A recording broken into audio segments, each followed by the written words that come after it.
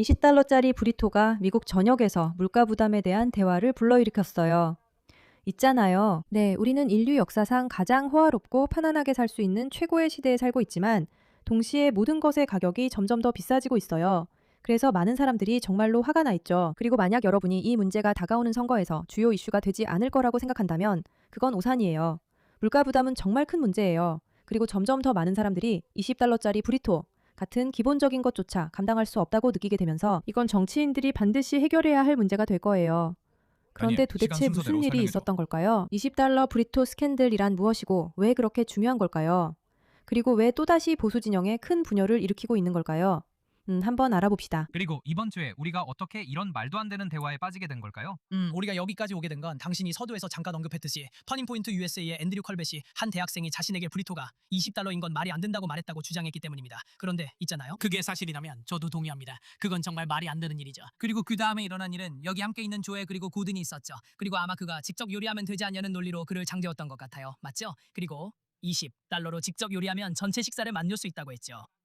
몇 개라고 하셨죠? 아, 6명이요? 네, 누구나 할 수 있죠. 맞죠? 있잖아요. 제 생각엔 사람들이 좀 진정할 필요가 있다고 생각해요. 그러니까 기본적으로 대화가 시작된 건 앤드류 쿨베가 미국에서 사는 게 너무 비싸졌고 20달러짜리 브리토가 말도 안 되는 가격이라고 얘기하면서였어요.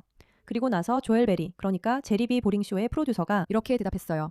봐요. 20달러로 우리 가족 전체가 식사했어요. 그냥 집에서 요리했죠. 항상 밖에 나가서 먹을 필요는 없어요.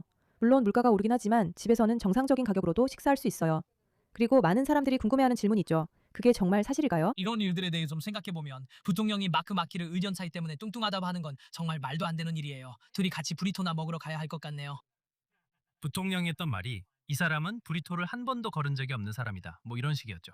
저도 예전에 브리토를 몇 번 즐겨본 사람으로서 말이에요. 저는 사실 치폴레를 정말 좋아해요. 그래서 브리토 가격에 대해 아주 잘 알고 있죠. 그리고 브리토 인플레이션도 실제로 굉장히 높아요. 제 생각엔 브리토플레이션이 맞는 것 같아요. 뭐 굳이 정정하려는 건 아니지만 정치적인 용어를 찾는다면 브리토플레이션이 더 맞는 것 같아요. 데이빗, 이 나라에서 음식이 너무 비싼가요? 어떤 음식은 너무 비쌉니다. 코로나가 있었고 그 다음에 팬데믹 그리고 인플레이션을 일으킨 잘못된 정책들이 있었죠. 사실 경제를 멈췄다가 다시 열면 어차피 어느 정도는 그런 일이 일어날 수밖에 없습니다. 경제가 다시 열리면 뜨거워지니까요. 우리는 인플레이션이 한 30% 정도였던 것 같아요. 하지만 지난 2년 동안 제가 알아봤거든요. 사실 그렇게 나쁘진 않아요. 마트에서 사는 식료품은 지난 2년 동안 각각 2.5%와 2.9% 정도였던 것 같아요. 그런데 외식하면 3.7%, 3.9% 정도죠. 그러니까 우리는 타임머신이 없어요. 조 바이든의 정책을 과거로 돌아가서 바꿀 수는 없죠. 인플레이션이 예전 수준으로 다시 내려가진 않을 거예요.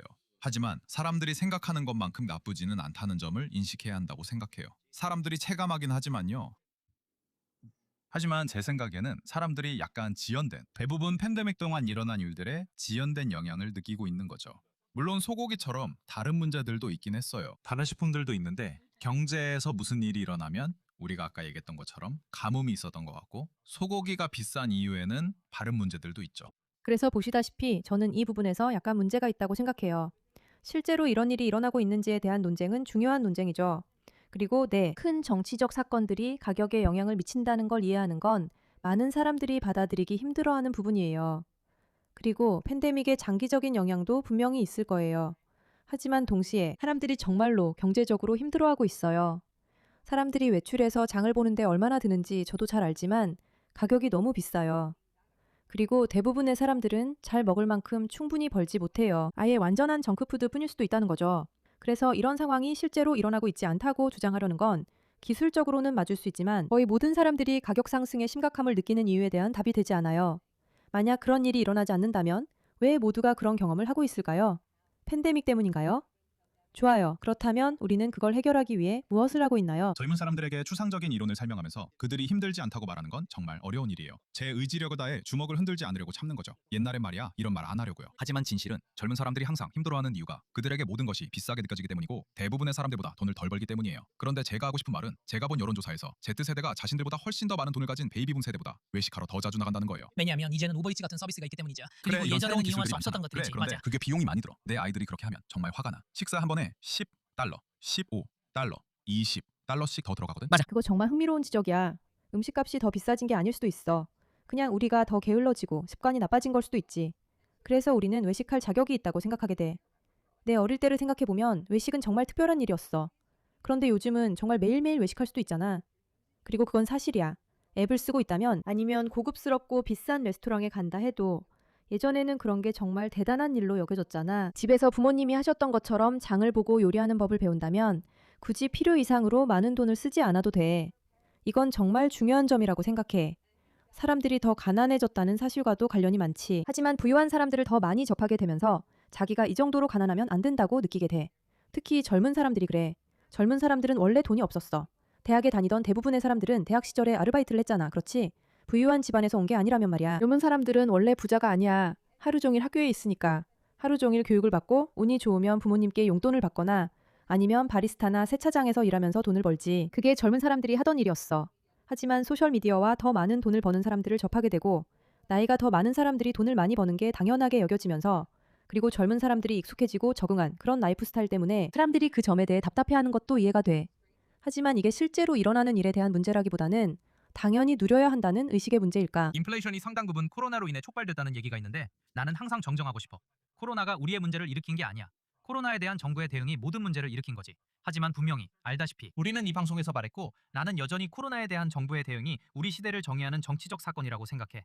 그건 9월 11일을 뛰어넘는 일이야. 앞으로 평생 우리와 함께할 거야. 이건 아마 세계 역사상 정부의 최악의 권한남용 중 하나야. 모두가 그 방틱에 동참했다는 점을 생각하면 말이지. 어떤 곳에서는 더 심했어. 중국에서는 실제로 집에 못 박혀 갇힐 수도 있었으니까. 이것도 정말 흥미로운 것 같아. 우리는 모든 일에 빠르게 반응하고 뉴스 사이클도 너무 빨리 돌아가는 시대에 살고 있잖아. 그래서 불과 5년 전만 해도 우리 문화, 우리 모두가 믿을 수 없을 만큼 충격적인 사건을 겪었다는 걸 쉽게 잊어버리게 돼. 그리고 우리가 장기적인 결과에 대해 잘 생각하지 않는 이 시대에 그런 일들은 분명히 장기적인 영향을 미쳐. 그러니까 너도 뭐라고? 무슨 말이야? 지금 일어난 일인데? 라고 생각할 수 있어. 아니야. 모든 일에는 장기적인 영향이 있어. 만약 네가 어릴 때 트라우마를 겪었다면 그건 분명히 어른이 되어서도 영향을 미칠 거야. 세상이 돌아가는 방식은 과거에 일어난 일들이 미래에 영향을 미친다는 거야. 하지만 우리는 지금 이 순간만 생각하는 시대에 살고 있어서 그 사실을 자주 잊곤 해. 이건 정말 전 세계적으로 엄청난 혼란을 일으키는 사건이야. 우리가 주로 이야기하고 있는 이 세대, 즉 Z세대에게는 더욱 그래. 사람들은 그럼 우버이츠 같은 걸 쓰지 말아야지 라고 말할 수 있어. 그리고 분명히 우리 시대에는 음식값이 평균 소득에 비해 더 비쌌다고 말할 수도 있지. 그리고 우리는 선택지도 적었고 그마저도 별로였어. 우리가 어렸을 때는 음식 맛도 솔직히 더 별로였지. 비록 가끔 그 시절을 그리워하긴 하지만 정말 선택지가 훨씬 적었어.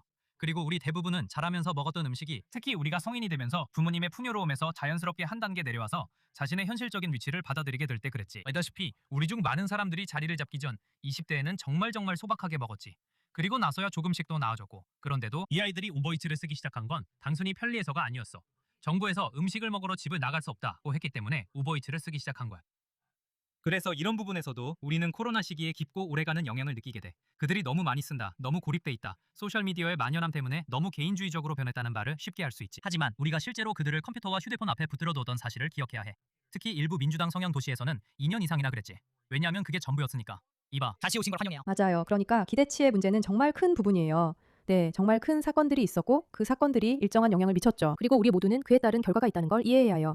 젊은 세대는 코로나로 인해 일어난 일들의 결과, 그리고 갈등으로 인해 일어나는 일들의 결과를 겪게 될 거예요. 소셜미디어에서 일어나는 일들, 그리고 우리가 어린아이들이 언제든지 어떻게든 기술에 접근할 수 있도록 그냥 당연하게 여기는 것도요. 왜냐하면 우리 어른들이 이미 그 기술에 중독되어 있고 어떻게 해야 할지 모르기 때문이에요. 이 모든 것들이 결과를 가져올 거예요. 그리고 그 결과 중 일부는 아이들이 자신에게 더 높은 기대를 갖게 되고 더 불만족하게 된다는 거예요.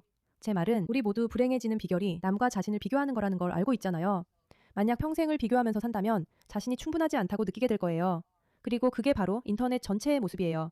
인터넷은 끊임없는 비교의 장이죠. 아직 자신을 완전히 발전시키지 못했고 돈도 많지 않은 젊은이들을 그런 환경에 두고 그들보다 더 많은 것을 가진 사람들과 끊임없이 비교하게 만든다면 그들은 계속해서 불행하고 특권의식을 갖고 더 많은 것을 기대하게 될 거예요. 그리고 음식의 질이 예전보다 좋아졌거나 음식에 대한 접근성이 더 좋아졌다는 것도 사실이지만 이런 모든 것이 사실임에도 불구하고 거의 이런 기대를 젊은이들에게 낮추도록 하는 것은 정말 어려운 일이에요. 그리고 저는 우리가 기성세대로서 사실 제가 진짜로 나이가 많은 축에 속하는지는 모르겠지만요.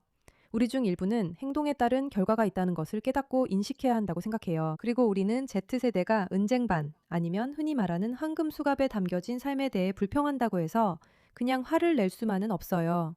오히려 그들이 이런 문제로 힘들어하고 있다는 것을 이해하고 우리 사회가 이것을 바로잡기 위해 무엇을 할 수 있을지 고민해야 해요. 마타 씨에게 관심 가져주셔서 감사합니다.